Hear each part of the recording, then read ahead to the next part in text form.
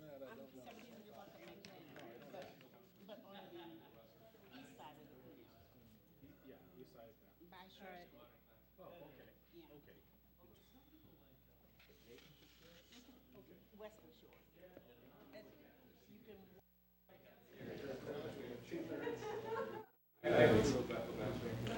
All right. Back and bike path all the way up to church. Good evening. Good evening. This is the Administration Public Works Committee, Monday, July 3rd. We are called to order. May I have approval of the minutes of our meeting from July 9th, 2012? So moved. All in favor?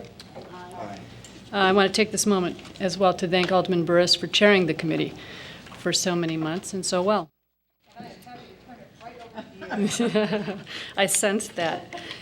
Items for consideration. A1, City of Evanston payroll through July 1st, 2012 of $2,781,931.55. Second. All in favor? Aye. Aye. Any opposed? A2, City of Evanston bills for fiscal year 2012 through July 24th, 2012 of $4,194,076.45. I would move approval, waiting that we would hold it for a vote until Alderman Rainey gets here because she had questions. All right. Is there a second? Is there a second? All right. Matters held, pending arrival of Alderman Rainey. Item A 3.1, approval of a maintenance plan agreement for Sherman Plaza in the amount of $115,000. Alderman Rainey has just one. Great, thank you. We'll continue this item and then go back to the bills. For 1 year beginning August 23rd, 2012, the Parking Transportation Committee and staff recommend approval to continue a maintenance agreement for Sherman Plaza that was established in 2006. The agreement covers the period of August 23rd, 2012 through August 22nd, 2013. Funding is provided by the Parking Fund account 7036.62660 in the amount of $115,000. Move approval. Any discussion? All in favor? Aye. Any opposed? Thank you. Item A 3.2, approval of contract award to L. Marshall Incorporated for the 2012 roof replacement project at the Police Fire Headquarters. That's bid 12-145. Staff recommends approval of the 2012 roof replacement project at the Police Fire Headquarters to L. Marshall Incorporated in Glenview in the amount of $384,000. Funding to be provided by the Capital Improvement Plan projects 415739 and 415227 with a total budget of $410,000. Second. Any discussion? I understand that there's so many areas of this roof that goes on. I guess it's in, I think they said in 10 sections, and how much has been done over the past 14 years. So I'm just hoping that this is it. This is going to be it for a while for this one. We'll see. I don't know, Alderman Rainey. Alderman Rainey? The problem is, the last time we paid money for this, we said we hope it's the last I time for know. a while, so just saying. You're absolutely right. Anything else? All in favor? Aye. Aye. Any opposed? Thank you. Going back to the bills, Alderman Rainey, they've been moved and seconded. Any questions or comments? Could I just have one more second? Why don't you, Please. you want to just wait 1 second for me? I really apologize. It was an unavoidable delay.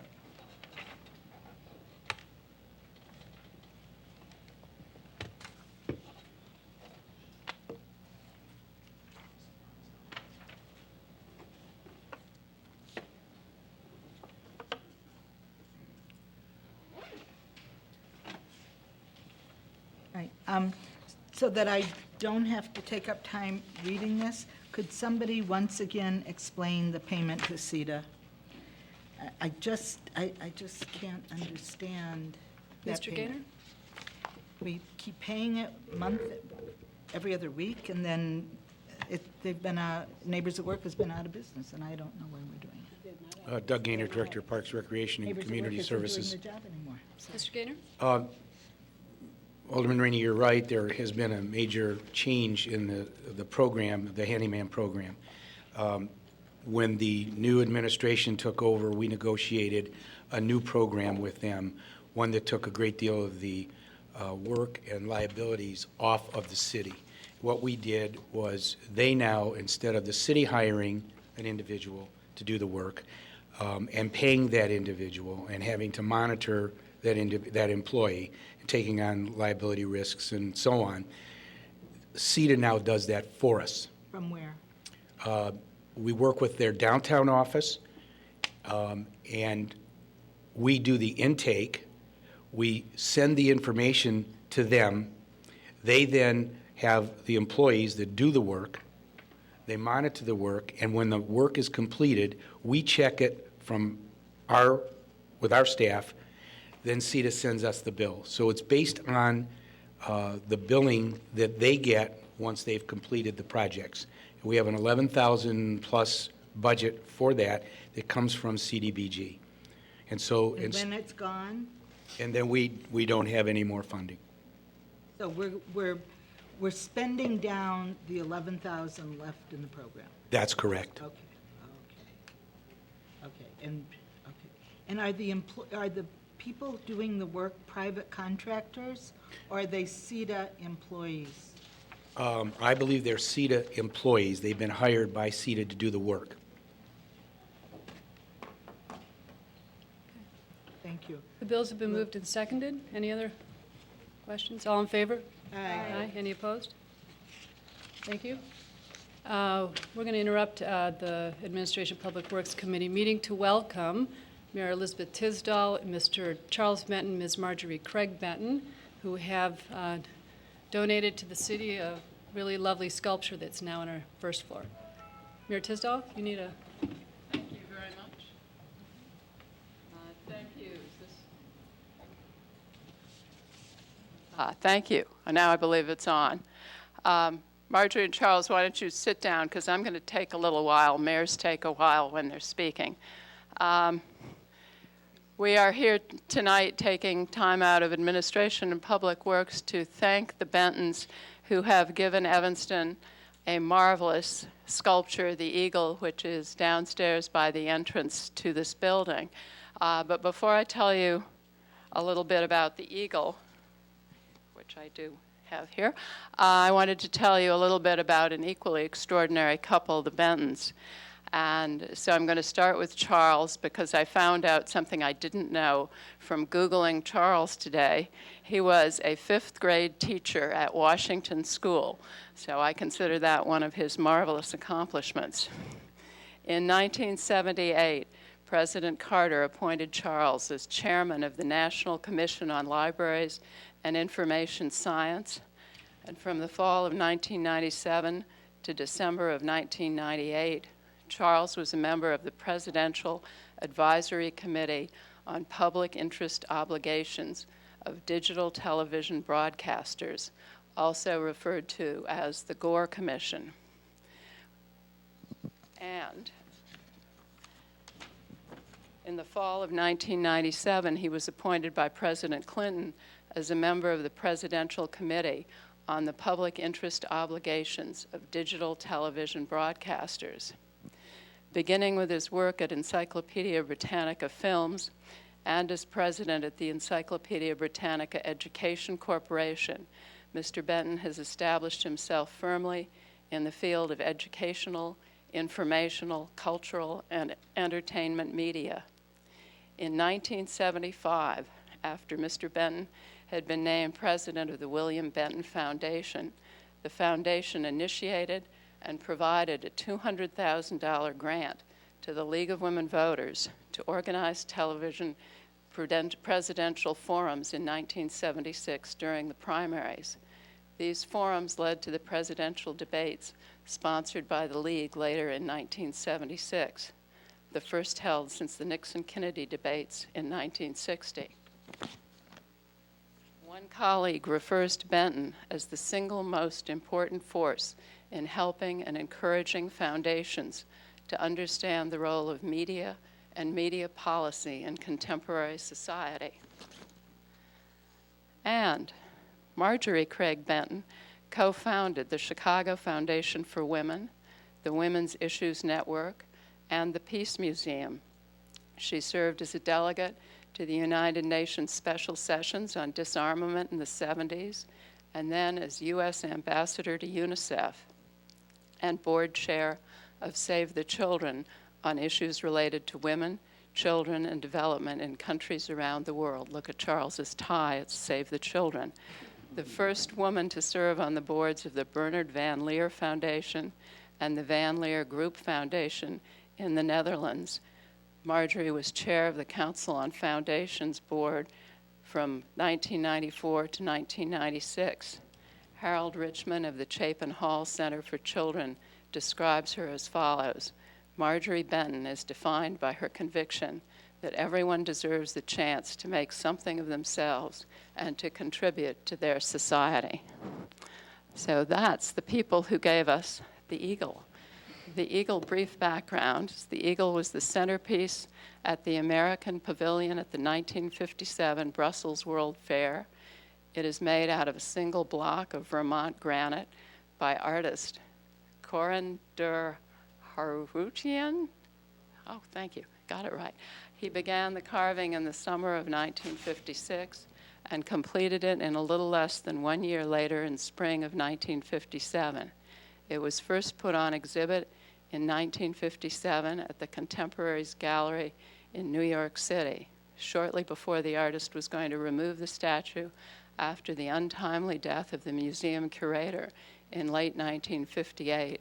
It was spotted by the coordinator of the Fine Arts program for the Brussels Fair, who wanted it for the fair.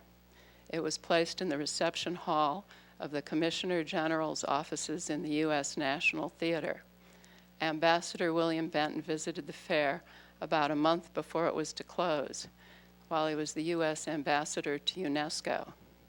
2 million people passed through the exhibit, and no one asked what would happen to the sculpture when the fair was over. But he asked. He was told that it would go to the U.S. government general storage. Instead, Ambassador Benton paid the cost of shipping for it to be shipped back to the U.S., and it was in the family home until his death in 1973. In the late 1970s, the Eagle came into the possession of Marjorie and Charles Benton, who are here this evening, and since then it has been a central adornment of their 2 homes in northeast Evanston. After almost 60 years of living in Evanston, they are moving into a smaller residence, still in Evanston, and the Bentons are proud to donate the Eagle to the city of Evanston. The Eagle was originally intended as public art, and with the Bentons' gift, it will become public art again. So thank you very much, Marjorie and Charles Benton. And the next speaker will be Ryan Hall, the Public Art Chair.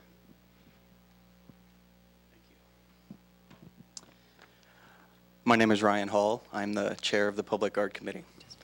And on behalf of the Public Art Committee, we would like to thank the Benton family for their very generous donation to the city of Evanston. Private donations like this are an excellent way for the city to build on its collection of public art. Corin van der Hoosien was an amazing artist, and we're very lucky to have a piece that was created by him. This piece and all other public art pieces are a great thing for the city, and it only improves our cultural environment. And we can only hope that others are inspired by your kindness and your very generous donation. I think I can safely say that the Eagle has landed, and we're very happy that it has here in the Civic Center. Thank you very much.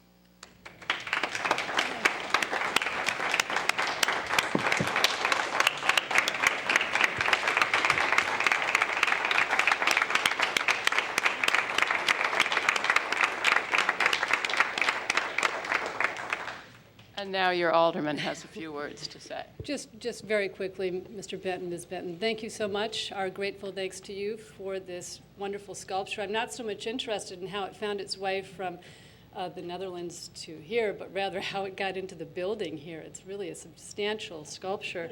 But 6 men, 6 beefy men got it in. But thank you for your commitment to public media, to public health, to the public good, and now to public art in Evanston. We're very grateful. Thank you. Would you like to say a few words, either one? You don't have to, Joe. Sure.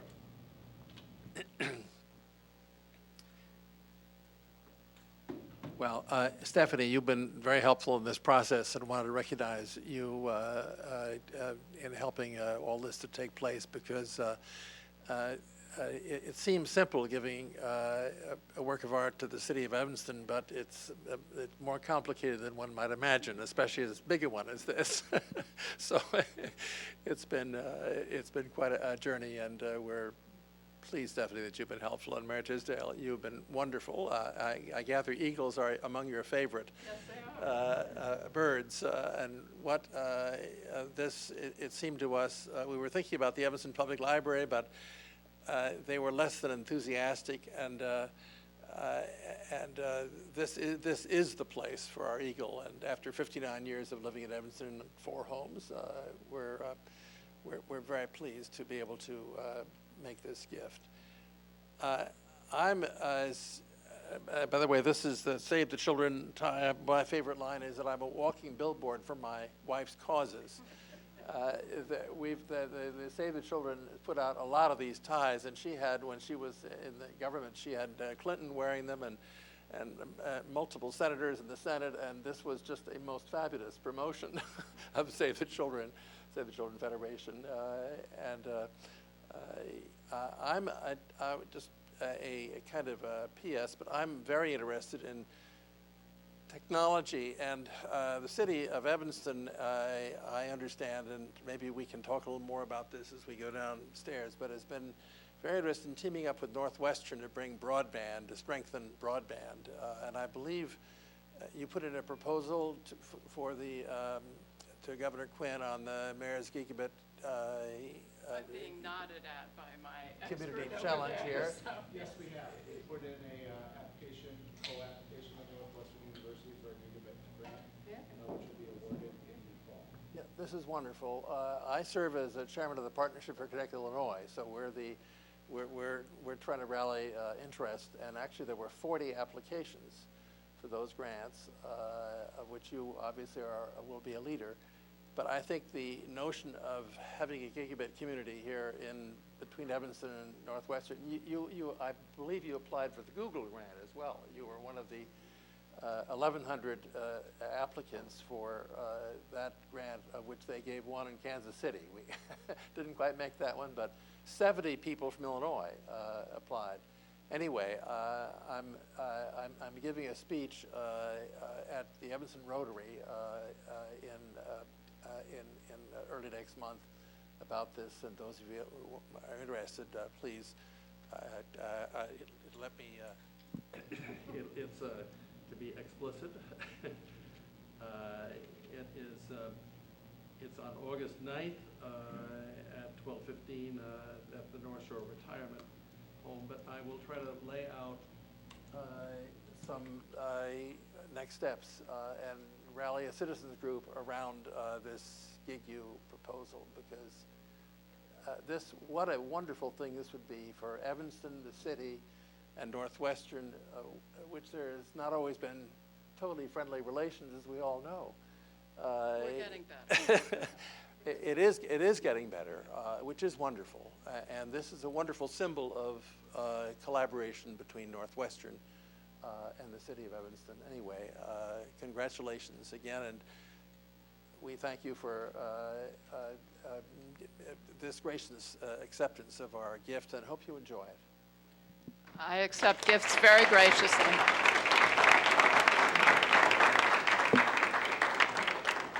We're going down to look at the eagle and take pictures there. So. Thank you for letting us interrupt you. Thank you. Glad for the interruption. Mhm.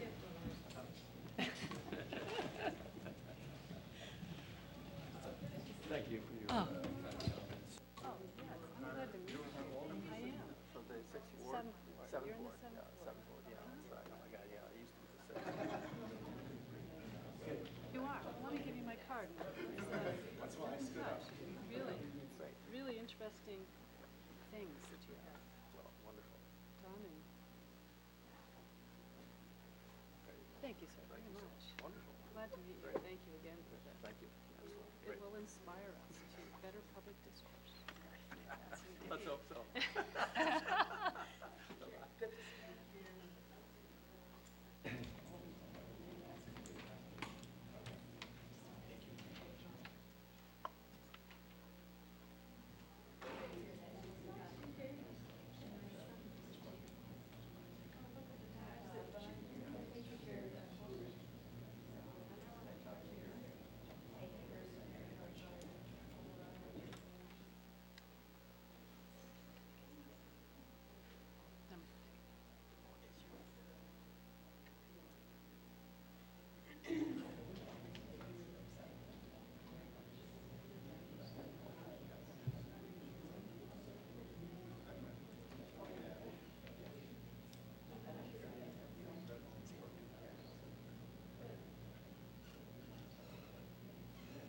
All right, so to continue with the much more mundane business of debris hauling. Item A3, staff recommends that City Council authorize the city manager to execute a contract for debris hauling and disposal with KLF Trucking in Markham in the amount of $163,305. Funding is provided by the Water Fund, that's account 7115.62415, the Sewer Fund, 7400.62415, and our General Fund, 2670.62415, with a total budget of $110,000 for the remainder of fiscal year 2012. Second. All in favor? Aye. Any opposed? Thank you. A4, staff recommends that the City Council authorize the city manager to execute change order number 3 with G.A. Johnson & Son for the Service Center parking deck repair project, which extends the substantial completion deadline from July 20th, 2012 to September 10th, 2012. This is for action. Second. Alderman Rainey? Madam Chair, it seems to me that some of these fines maybe should have been found earlier. I just don't understand how we have projects of this size. And we likely had an engineering firm do the design for this work, did we not?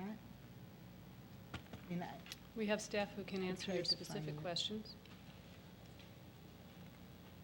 Mr. D'Agostino? Good evening. Thank you, Madam Chair, members of the committee. Paul D'Agostino, Superintendent of Parks, Forestry, and Facilities Management. A couple of these things were actually invisible to us before the project started. The asbestos surrounding the old boiler unit was actually covered with a plate. We did not know it was there until we started to demolish the unit. We discovered it. And a lot of the work that's happening up on top, we're taking off the top coat of the concrete to redo it, and then we're discovering underneath a lack of thickness in the undercoat of that was actually poured as opposed to being precast put on top. I know we're finding these now, and Yes. that's why we're fixing them. What I'm asking is, did we have an engineering firm design the repair project before we brought the contractor on to do this work? Yes, we did have an engineering firm.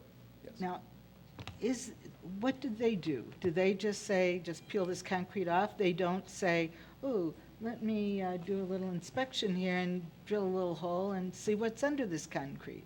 They did do some soundings of the concrete. They didn't actually drill any holes. They did do soundings to see where it might be, the weak points might be. And we did put in an allowance into the contract, expecting to find some of these unanticipated things. But this is mainly for the delay, because we found a lot more than we thought we were going to find. And I think the delay is even short, given what they found, but I have no problem with that or with the contractor. It just seems to me that some of these things shouldn't have been surprises. When you see an old boiler covered with metal, you're going to wonder, but there's some asbestos in there. So anyway, which I guess you say you did add some, cushion for that kind of thing. Yes, we did. But I mean, we pay, one of the things that we always comment on when we're having these big contracts with engineering companies, I mean, they're huge amounts of money sometimes. What do they do? Do they ever discover any of these problems before the fact? Occasionally they do, yes. Do they? Yes. Good, that's good to know. And we did know there were some problems underneath the top layer of the concrete. We just didn't know that there was going to be as much as we actually found. So, Is, Alderman Holmes. is there ever any way that they could accept some of the responsibility in terms of extra costs when things like this are uncovered, in terms of that they didn't do thorough enough? I guess it's all a matter of the way in which we write the contract. Would it that not be? that would be in the way we write the contract, but I don't think we could actually hold them financially liable for Not finding stuff? unknown or unseen problems that are discovered during the actual work. I mean, like I said, they did know there was some issues underneath that top layer of concrete. We just didn't know the extent to which it really was occurring. So we had an allowance expecting to find some, but we just found a lot more than we thought. Mr. Lyons? Well, Ju- I guess that makes me have another question. So if they knew that there was something there, then shouldn't more investigation been done then, rather than just starting the project? I mean, if the engineer is telling you telling us there's something wrong, they don't investigate more to let us know what it is? There was a scope of work for the engineer, and he performed that full scope. And So again, it's how we write it. right, exactly. Okay. Mr. Lyons? Yes, Madam Chair, Alderman Holmes. The other time when we would go after or have discussions with an engineer is if in the actual replacement and the installation, the contractor had problems with the new roof, or that the design was flawed and the contractor either couldn't put it in properly, or we have issues with our parking deck presently, where we'll be looking at the facade and the light poles that we're putting in. That's where we need to look at those contracts within the first year or two while we still have any potential for recourse. But once we go down the path too far, we have no recourse. But no, as far as I would agree with Mr. D'Agostino that we do want them to find everything up front. If you look at the report, you note that the original had a budget of $700,000, and it came in at $554 was the original, and we have about a 5% change, or actually a little bit less than that, change order going so far. So on a money basis, they haven't missed the mark tremendously, but there has been additional work. Do we anticipate any other change orders from the contractor as a result of this work? Mr. Gaynor? Yeah, we do. Because of the increase of what we've identified, the contractor will have a change order to add to what he needs to add to because of this change. And I guess the reason I came up, we've obviously been here and answered this question a number of times. When you build a new building, it's from scratch and you know what you're building. When we re-roofed here, we weren't sure what we would find. And there were some change orders because when we hire a consultant to check whether it's an engineer or whoever it is, unless they were to, for instance, in that wall, if we were redoing something here, they would have to probably go every 5 or 6 inches in order to find out if there's something in that wall to find. And that's not how we write the scope. And I think that's the reason we put an additional amount of money there, because there's going to be something unexpected. And if not, we save the money. But we don't know what we're going to find when we renovate these buildings. We don't know, and this is the best example. And we've had this happen on a number of other renovations or redevelopment of buildings in the past several years.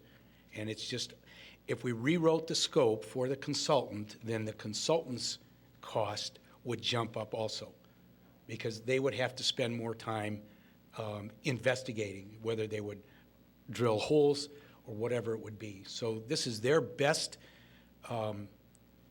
advice to us, as well as you probably should put a little bit more into the contract because you're going to find something that's unanticipated. And that's the best we can do. And that's why we're before you with these kinds of changes. Do you have a sense of what change order number 4 is going to look like? Just thinking ahead, if there are costs associated with this. We're still working on calculating final figures. I don't want to contemplate a number at this time. So, August, the August meeting? I believe so, or the first one in September, yes. All right, thank you. It's been moved and seconded. All in favor? Aye. Aye. Any opposed? Thank you. A5, staff recommends adoption of Resolution 26R12, authorizing the city manager to execute an intergovernmental agreement with the Illinois Office of the Comptroller for access to the local debt recovery program to recoup dollars owed to the city of Evanston.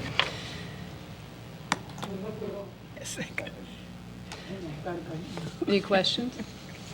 All in favor? Aye. Aye. Any opposed? Thank you. A6, somewhat related. Staff recommends that the City Council authorize the city manager to execute an extension of the agreement with account temps for the collection coordinator position through the end of this year, December 31st, 2012. Funding to be provided by Administrative Services Account 1905.62185 with a fiscal year 2012 budget of $50,000. All in favor? Aye. Aye. Any opposed? Thank you.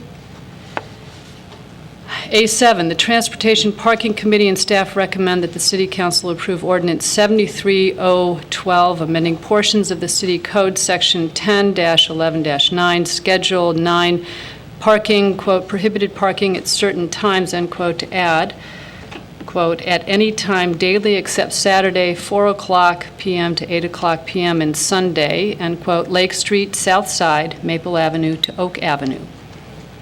Move approval. Second. Alderman Rainey?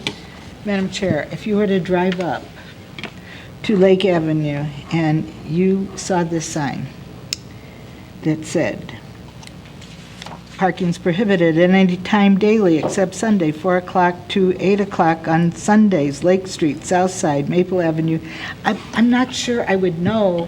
I think the wording is very confusing. This is, you may not park here except, and then it says except daily.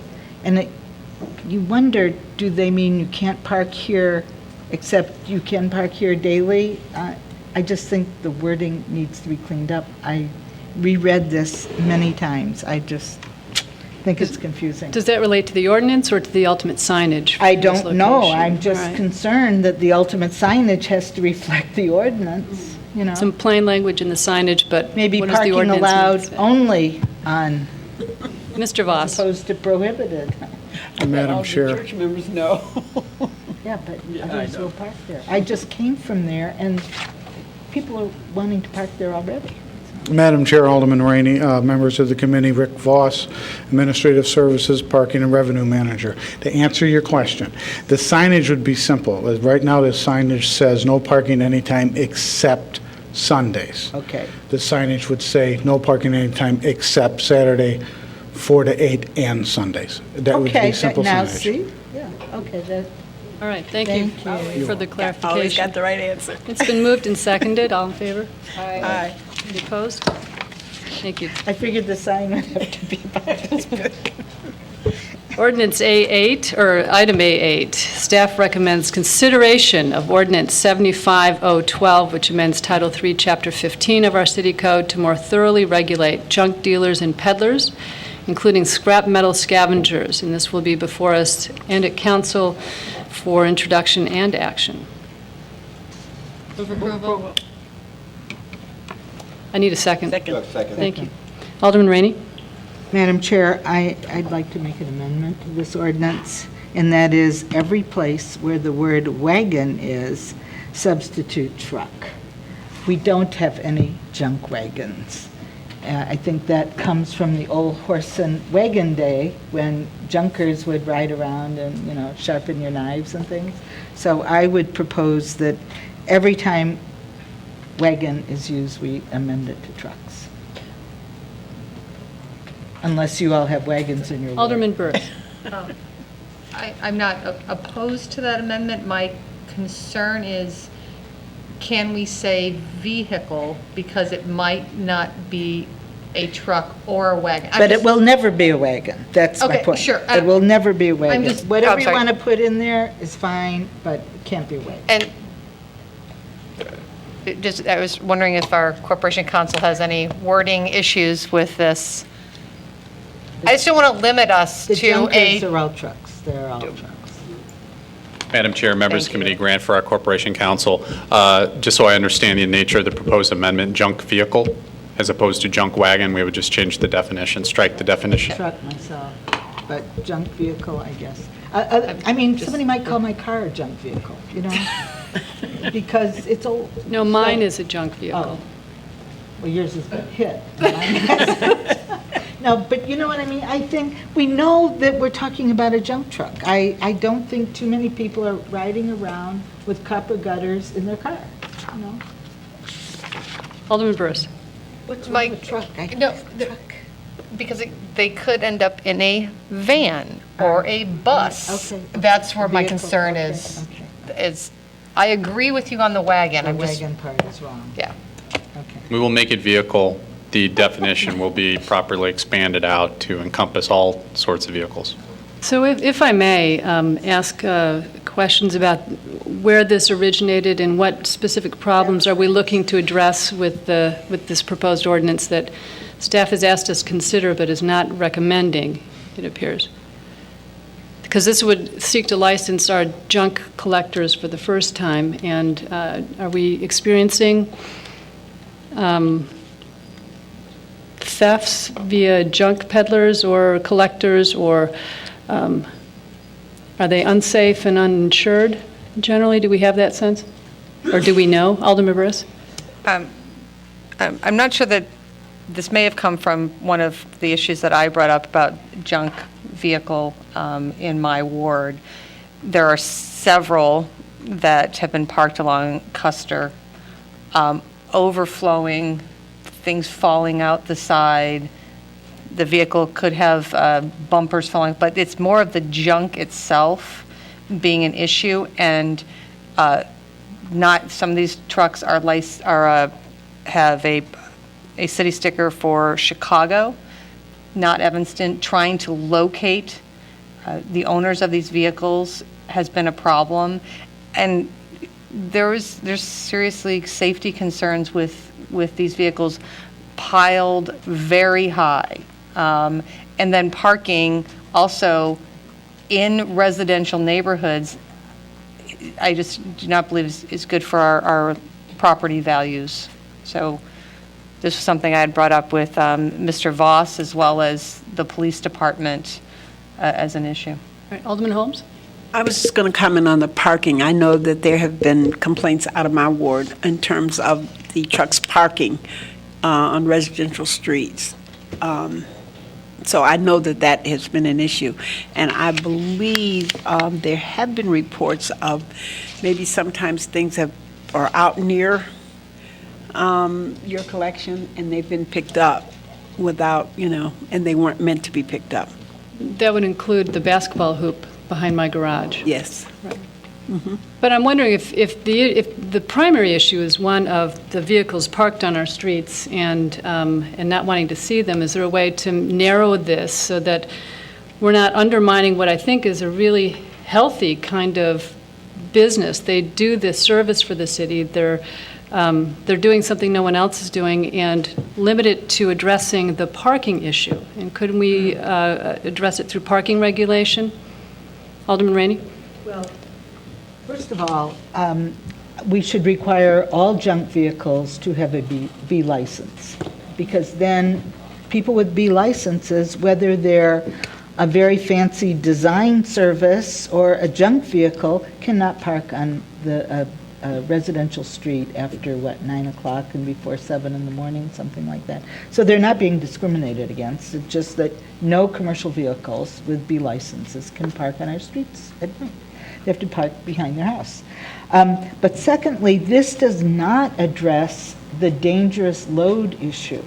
And the loads are very, very dangerous. You don't want, and we've all seen it, you don't want to be around one of these trucks when they have refrigerators and bicycles teetering over the top of their makeshift enclosures. It's very, very dangerous. Also, A315-6 says the Evanston Police Department recommends that all persons driving junk wagons have a valid driver's license and auto insurance. We require people driving a Volkswagen to have insurance and a driver's license. I mean, I don't even know why that would be singled out. But what I have always felt is that every single person doing business in Evanston ought to have a license.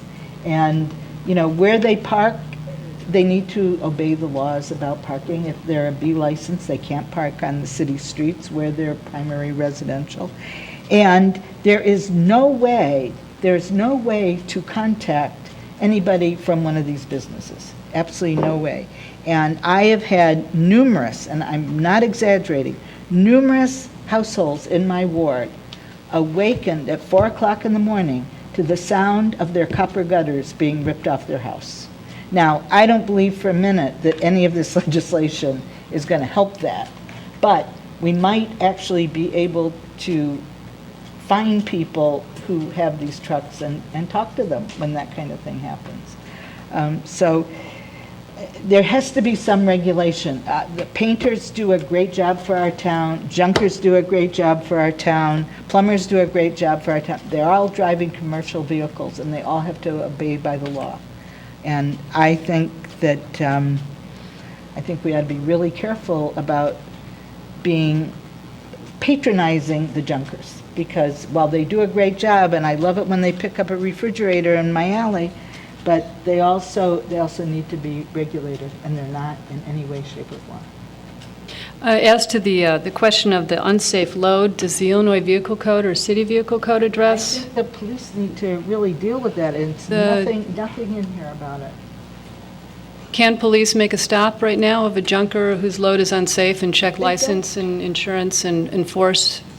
Yes, my understanding, Illinois Vehicle Code has a loose load provision. So it's my understanding that a citation can be written for that, for any vehicle doing anything, as long as the load appears to be loose. They do stick out like a sore thumb. I would like to know if our police department has ever written a ticket for that. I can't believe that they have. I once asked the chief to have our police department and parking enforcement officers not arrest or stop or interrogate anybody, but when they see a drunk truck, to record the license plate so we can start getting a catalog of who's a junk truck. Do we know who the junkers are? No, that's why we need to do this. Alderman Bress? Just going back to your question about ticketing the junkers for overflowing, when I called the police department about the one that was on Custer, they brought the ordinance book out and could not figure out what kind of ticket to write and would not write a ticket. And I had a sergeant over, a patrolman. I was clearly working this, then called Mr. Voss, and he followed up on it. It was not an easy situation to get this rectified, and they couldn't figure out what kind of violation, even though clearly the materials were hanging off the top of the vehicle, off the side. There's lots of kids playing along on the sidewalks. This was literally hanging off. So as the chief knows, I brought this to his attention. I'm like, write a ticket for something, and we weren't writing one. So we need to study this. Madam Chair, if one of the things that is inherent in the IVC tickets in this particular issue is the vehicle has to be in motion. So if it's parked there and it's a bad load, but it's not an IVC violation till there's movement. And so, once again, one of the reasons that this ordinance was crafted with input from the traffic unit in conjunction with the legal department is we went to other cities who had similar issues and looked for all the things that would help address this rather broad issue. And once again, one of the things that's been mentioned, at least tangentially, is the alderman referred to the theft of copper Also, I know Her Honor has gotten emails within the last 2 weeks regarding the theft of catalytic converters. As these commodity prices go up, you will have more people liberating them from their rightful owner to attempt to sell them. And so the identification of the individuals legitimately engaged in the business would be helpful at several levels. One of the primary ones is they tend not to want to put up with nonsense from people that are giving them a bad name. Now, we'll deal with the bad loads and that type of stuff through the ordinance, but also it will be a segue into other enforcement options when we deal with the escalation of the theft of metals. Does Chicago regulate I don't know. junkers? I mean, that we share a border, I'd like to know what would be the repercussions if we do and Chicago does not, or vice versa? Chicago does do regulations, actually. I can't figure out, as I sit here, which specific language was drawn from Chicago, but we consulted Chicago, Aurora, Arlington Heights, Oak Lawn, Glenview, and Des Plaines for similarly situated language. So for the junk collectors who are not in Evanston, this won't be unfamiliar to them. But if we do pass it, what would we do to educate our junk collectors that they need to be licensed as businesses? But don't you think most of them are not in Evanston? I mean, I don't think most know. of them come into Evanston. If they're parking in Evanston, I'm guessing that maybe they reside here too. Oh, well, they park, yeah, but I Yeah. they actually live in Evanston. And, and then my other question is, it's up for introduction and action tonight. Do we have an exigency that requires action? All right. Why were we asked? I don't know. All right, well, let's, we have it moved and seconded with the amendment to substitute vehicle for wagon. All in favor? Aye. Any opposed? Thank you. Items for discussion.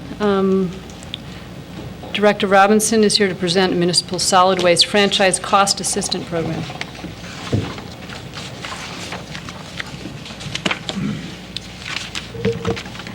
The PowerPoint was in the Friday packet.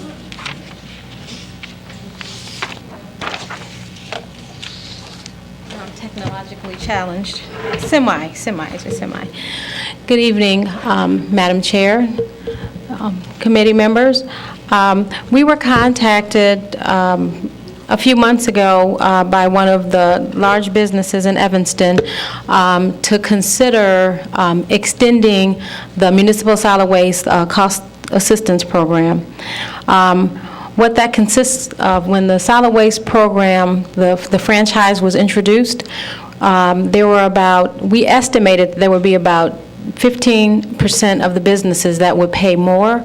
And to cover that cost, council asked us to establish a cost assistance program to hold those businesses' cost, to have them gradually meet the franchise cost. So over a period of years, 5 years, they would eventually reach the cost of what everybody else was paying.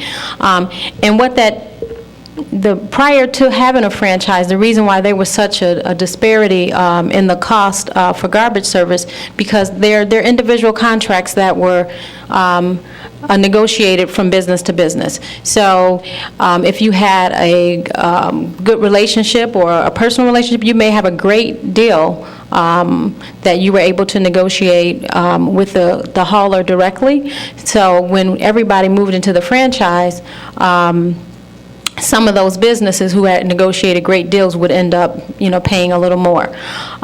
When we eventually evaluated, so we opened that cost assistance program up for a period of 6 months to allow businesses, and they provided us with copies of their contracts to show that they were actually paying less. And so we actually, if they didn't, in some cases, they didn't have contracts, so we required copies of their bills for 3 months showing that they were paying a lower rate, and then allowed them to join in the cost assistance program.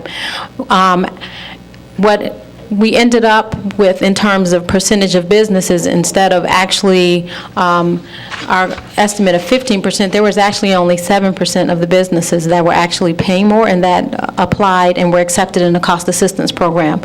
Originally, that budgeted amount was going to cost the city about $60,000 for the first year to cover the difference between the franchise rate and the franchise rate and the rate that the businesses were currently paying. We ended up spending about $75,000 the first year of the program, and the city was responsible for the cost assistance program in year one. And also year two, the contractor is responsible for paying the difference between year 3 and 4, and then we pay the difference in year 5. So we held the businesses' rates for the first 2 years. The businesses didn't receive any increase, and the city actually paid the cost difference to the contractor under that cost assistance program. Then the following year, the businesses, which is the current year 3 that we're discussing tonight, is that first year the businesses received 1/3 of an increase. So they have brought 1/3 of what it would cost to the franchise, and then the contractor pays the other 2/3. So we're still covering the cost assistance, but the businesses are gradually being brought up to the franchise rate that everybody else is paying.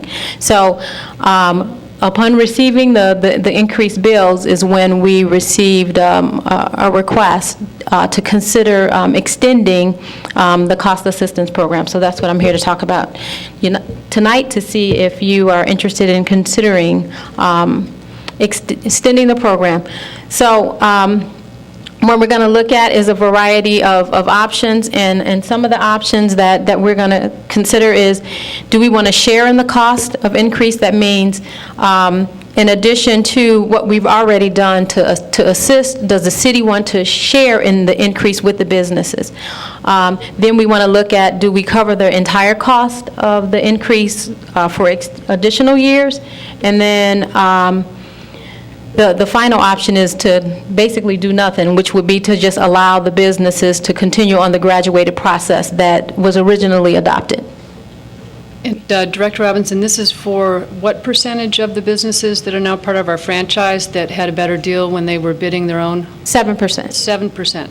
So the numbers represent 7% of our franchise agreement for these businesses. Yes, that would, well, not necessarily 7% of all of the franchise fees, right. of the cost, But because it 7% depends on the businesses. size. Right. All right. Thank you. Okay, so the next few slides, we're going to look at the financial impact of what some of these options were to consider. So before we brought a recommendation, we wanted to see how open the committee would be to consider the extensions. So the first option is the sharing the cost with the city. We are looking at if the Economic Development Fund paid 50% and the business paid 50% of the cost increase. So for that first year, to cover the cost would be $33,000, and if it was split 50-50 for year one, that would result in the Economic Development Fund paying $16,000 and the business paying $16,000. Then we looked at the option of the Economic Development Fund and the Solid Waste Fund equally sharing that in that 50%. Because the cost assistance program, when the city was paying that $75,000, that was actually coming out of the revenue that the Solid Waste Fund was generating from the franchise administration fees. So that's where the money was originally coming from. So since we already have a Solid Waste Fund that is operating in the red, I guess is the best way to describe that, we didn't think that that would be the best place for the funding to come from, but and since there were businesses that were requesting it, we thought perhaps the Economic Development Fund could share that, or share in the cost, or fund it partially. Then what we looked at in option 3 is, each entity paying 1/3 to cover the cost. Do you have a question, Alderman Burris? You look puzzled. Okay. And then this is the option 2 is just the city covering the entire cost, whether the Economic Development Fund would pay for that 100%, or the Solid Waste Fund paying 50% and the Economic Development Fund paying 50%.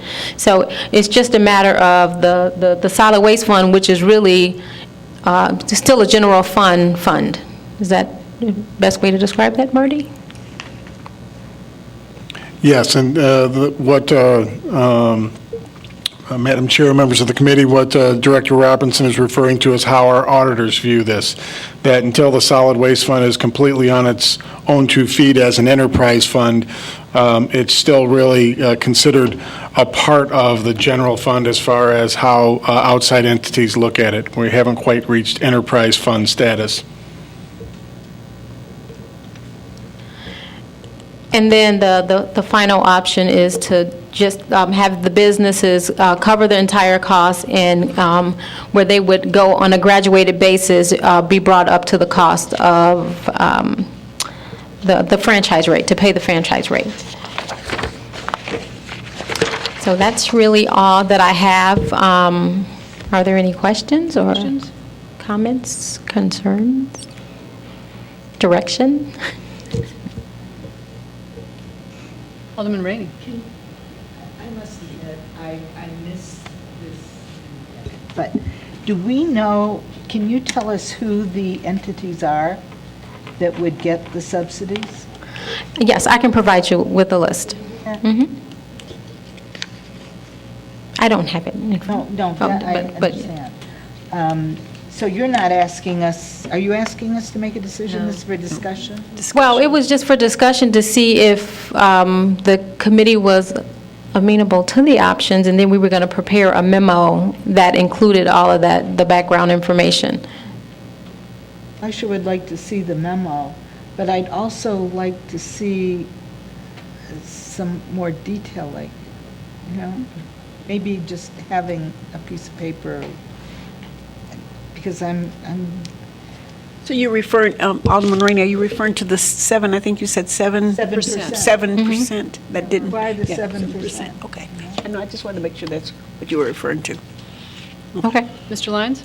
And just, Madam Chair, members of the committee, the flip side to that is, the program itself, flipping it over, 93% of businesses achieved a benefit out of this. And so to some degree, their costs were reduced and stabilized through this process.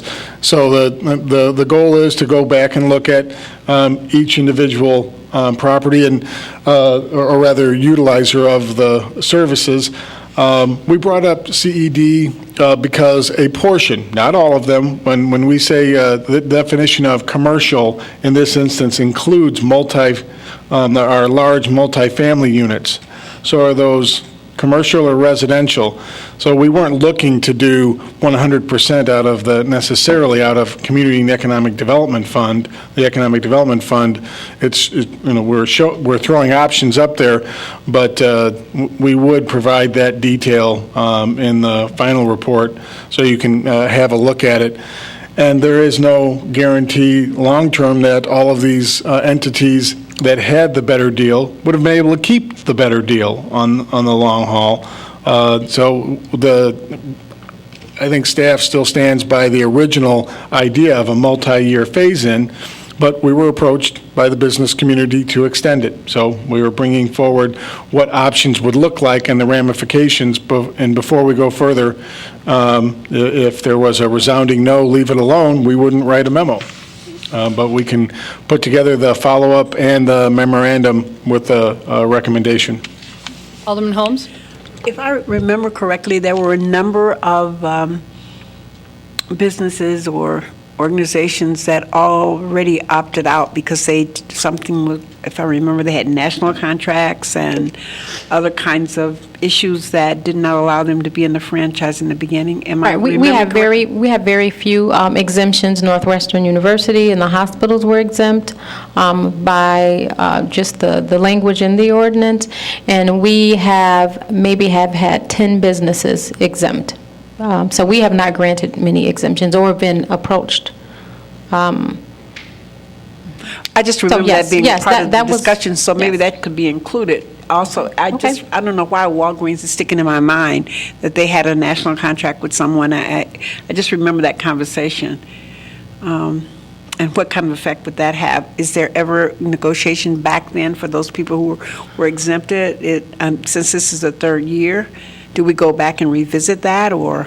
Yeah, we have actually had internal discussions about that. The national contracts, some of the franchisees that are a part of that national chain, they really don't have much wiggle room.